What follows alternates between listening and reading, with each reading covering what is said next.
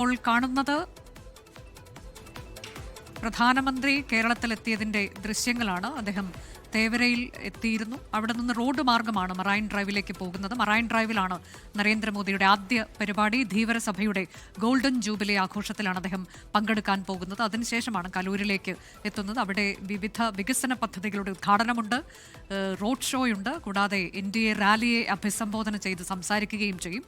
3 മണിക്ക് ശേഷം അദ്ദേഹം തമിഴ്നാട്ടിലേക്ക് മടങ്ങുകയും ചെയ്യും. ഹ്രസ്വമായ പരിപാടിയാണ്. പക്ഷേ NDA സംബന്ധിച്ച് അവരുടെ കേരളത്തിലെ പ്രചാരണ പരിപാടികൾക്ക് തുടക്കമിടുന്ന കൂടിയാണ് ഇന്നത്തെ പ്രധാനമന്ത്രി പങ്കെടുക്കുന്ന ഈ ചടങ്ങുകൾ എന്നുള്ളതാണ് ഏറ്റവും പ്രധാനം. പ്രധാനമന്ത്രി എന്താണ് സംസാരിക്കാൻ പോകുന്നത്, കേരളത്തിനായി പ്രധാനമന്ത്രി എന്തൊക്കെ വാഗ്ദാനങ്ങൾ നൽകും, LDFനും UDFനും അതിരൂക്ഷമായ വിമർശനമുണ്ടാകും എന്നുള്ളതും നമുക്കറിയാം. അദ്ദേഹത്തിന്റെ എക്സ്പോസ്റ്റ് ഇന്നലെ വന്നത് നമ്മൾ വായിച്ചിട്ടുള്ളതാണ്. അപ്പോൾ ആ തരത്തിലേക്കൊക്കെയുള്ള വലിയ വിമർശനങ്ങൾ അദ്ദേഹം തുടരാനുള്ള സാധ്യതയുമുണ്ട്. NDAയുടെ തെരഞ്ഞെടുപ്പ് പ്രചാരണ പരിപാടികൾക്ക് ഇതോടെ തുടക്കമാവുകയാണ്. അദ്ദേഹം ഈ വർഷം ഇത് തുടങ്ങിയിട്ട് 2ാമത്തെ വരവാണ് കേരളത്തിലേക്ക് എത്തുന്നത്. ആദ്യം തിരുവനന്തപുരത്തേക്ക് എത്തി. അത് തദ്ദേശ തെരഞ്ഞെടുപ്പിലെ ഉജ്ജ്വല വിജയം. തിരുവനന്തപുരത്ത് NDA BJP നേടിയതിനു ശേഷമുള്ള വരവായിരുന്നു. അത് വാക്ക് പാലിച്ചുകൊണ്ടുള്ള വരവ് എന്നാണ് അന്ന് BJP നേതാക്കൾ പറഞ്ഞത്. ഇപ്പോൾ അദ്ദേഹത്തിന്റെ 2ാം വരവ് അത് കൊച്ചിയിലേക്കാണ്. വികസന പദ്ധതികളുടെ ഉദ്ഘാടനം, പ്രഖ്യാപനം, കൂടാതെ എന്തൊക്കെയാണ് രാഷ്ട്രീയമായി അദ്ദേഹം പറയാൻ പോകുന്നത്, എന്തൊക്കെ വാഗ്ദാനങ്ങൾ തെരഞ്ഞെടുപ്പിൽ കേരളത്തിന് നൽകുന്നു എന്നതൊക്കെയാണ് അറിയാൻ കാത്തിരിക്കുന്നത്. എന്നതൊക്കെ വളരെ നിർണായകമായി മാറാൻ പോവുകയാണ് തെരഞ്ഞെടുപ്പ് അടുത്തിരിക്കുന്ന ഈ സമയത്ത് എന്നതാണ്. ഇപ്പോൾ അദ്ദേഹം മറൈൻ ഡ്രൈവിലേക്ക് പോവുകയാണ്. തേവരയിൽ നിന്ന് അല്പസമയം മുൻപ് നെടുമ്പാശ്ശേരി വിമാനത്താവളത്തിൽ അദ്ദേഹം എത്തി. അവിടെ നിന്ന് ഹെലികോപ്റ്റർ മാർഗം തേവര നേവൽ ബേസിലേക്ക്, പിന്നീട് റോഡ് മാർഗം അദ്ദേഹം മറൈൻ ഡ്രൈവിലേക്ക്. കൊച്ചിയിൽ നിന്ന് വിഷ്ണു സുരേഷ് ഉണ്ട് വിശദാംശങ്ങളുമായി. വിഷ്ണു, ഇപ്പോൾ മറൈൻ ഡ്രൈവിലേക്ക് അദ്ദേഹം തിരിച്ചിരിക്കുകയാണോ? എന്താണ് ഏറ്റവും പുതിയ വിവരങ്ങൾ? അല്പസമയം ലെവൽ ബേസിൽ നിന്ന് പ്രധാനമന്ത്രി മറൈൻ ഡ്രൈവിലേക്ക് തിരിച്ചത്. ഒരു 2 മിനിറ്റിനുള്ളിൽ തന്നെ നിലവിൽ അങ്ങോട്ടേക്ക് 2 മിനിറ്റിനുള്ളിൽ തന്നെ നിലവിൽ പ്രധാനമന്ത്രിയുടെ വാഹന വ്യൂഹം അങ്ങോട്ടേക്ക് എത്തും. അതീവ സുരക്ഷയിലാണ് നഗരവും പ്രദേശവും ഒക്കെ ഉള്ളത്. ഏകദേശം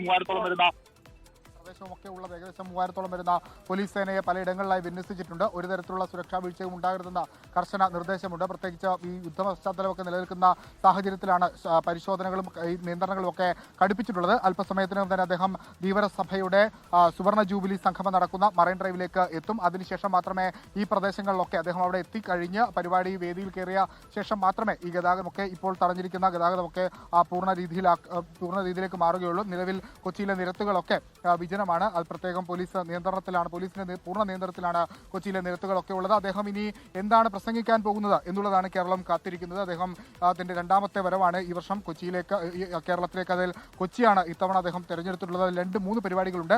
ഒന്ന് ധീവരസഭയുടെ പരിപാടി, മറ്റൊന്ന് കേന്ദ്ര സർക്കാരിന്റെ ഉദ്ഘാടന പരിപാടി. അവിടെ 2ഇടത്തും രാഷ്ട്രീയ പ്രസംഗത്തിലുള്ള സാധ്യത വളരെ കുറവാണ്. പക്ഷേ 3ാമത്തെടുത്ത് NDAയുടെ നേതൃസംഗമം നടക്കുന്ന അവിടെ ആയിരിക്കും അദ്ദേഹം രാഷ്ട്രീയ പ്രസംഗത്തിന് തയ്യാറാക്കുക. അത് കേരളത്തിലെ പ്രതിപക്ഷത്തെയും ഭരണപക്ഷത്തെയും വിമർശിച്ചുകൊണ്ടും അതോടൊപ്പം തന്നെ BJPയുടെ വികസന രാഷ്ട്രീയവും അതോടൊപ്പം പ്രകടന പത്രികയും ഒക്കെ വിശദീകരിച്ചുകൊണ്ടുള്ള ഒരു പ്രസംഗമായിരിക്കും. അതിനുവേണ്ടിയിട്ടാണ് നമ്മൾ കാതോർക്കുന്നത്. അദ്ദേഹം എന്തായിരിക്കും പറയാൻ പോകുന്നത്, അദ്ദേഹം എന്തെല്ലാം വിഷയങ്ങൾ പരാമർശിക്കും എന്നുള്ളത് ഏറെ ശ്രദ്ധേയമാണ്. അല്പസമയത്തിനകം തന്നെ ഈ ധീവരസഭയുടെ പരിപാടി ആരംഭിക്കും. അതൊരു 20 മിനിറ്റോളം ആ പരിപാടിയിൽ നരേന്ദ്രമോദി ഉണ്ടാകും. അതിനുശേഷമാണ് കലൂരിലേക്ക് പോകുക.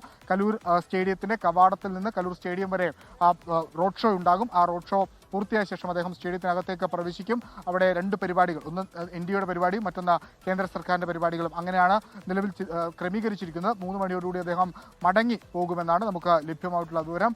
കടുത്ത സുരക്ഷയിലാണ് പ്രധാനമന്ത്രിയുടെ കൊച്ചിയിലേക്കുള്ള ഈ വരവ്. അനുജ, അടുത്ത സുരക്ഷാ ക്രമീകരണങ്ങൾ ഒരുക്കിയിട്ടുണ്ട്. കൊച്ചിയിൽ നിരത്തുകൾ ശൂന്യമാണ്.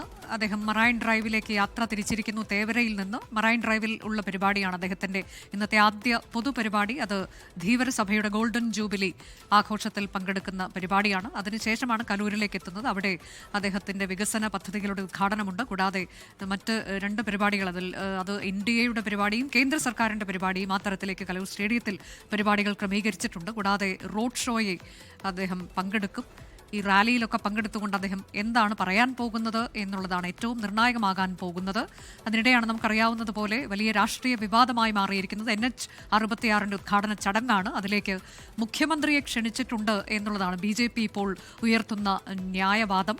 എന്നാൽ പൊതുമരാമത്ത് മന്ത്രിയെ ഒഴിവാക്കിയതിനൊക്കെ നേരത്തെ നമ്മൾക്കറിയാവുന്നതുപോലെ രാജീവ് ചന്ദ്രശേഖർക്ക് പറഞ്ഞത് കുടുംബത്തെ വിളിക്കാനുള്ള പരിപാടിയല്ല എന്നുള്ളതാണ് അദ്ദേഹം വ്യക്തമാക്കിയത്. ഏതായാലും വലിയ പ്രതിഷേധം സംസ്ഥാന സർക്കാർ ഈ വിഷയത്തിൽ ഉയർത്തുന്നുണ്ട്. സമാന്തര ഉദ്ഘാടനവും സമാന്തര റോഡ് ഷോയുമായി സംസ്ഥാന സർക്കാർ മുന്നോട്ട് പോവുകയാണ്. അതിനിടെയാണ് ഇപ്പോൾ പ്രധാനമന്ത്രി അദ്ദേഹത്തിന്റെ ആദ്യ പൊതുപരിപാടിയിലേക്ക് കടക്കാൻ പോകുന്നത്. മറൈൻ ഡ്രൈവിൽ ധീവര സഭയുടെ ഗോൾഡൻ ജൂബിലി ആഘോഷത്തിലാണ് അദ്ദേഹം ആദ്യ പരിപാടിയിൽ പങ്കെടുക്കുന്നത്. അതിനുശേഷമാണ് കലൂരിലേക്ക് എത്തുന്നത്. കർശന നിയന്ത്രണങ്ങളുണ്ട് കൊച്ചി നഗരത്തിലെമ്പാടും. ലോകത്തെവിടെയായാലും ഏത് സമയത്തും 24 വാർത്തകളും ഓഗ്മെന്റഡ് റിയാലിറ്റി പാക്കേജുകളും എക്സ്പ്ലെയിനറുകളും വിശദമായി കാണാൻ ഞങ്ങളുടെ യൂട്യൂബ് ചാനൽ നിങ്ങൾക്ക് സബ്സ്ക്രൈബ് ചെയ്യാം.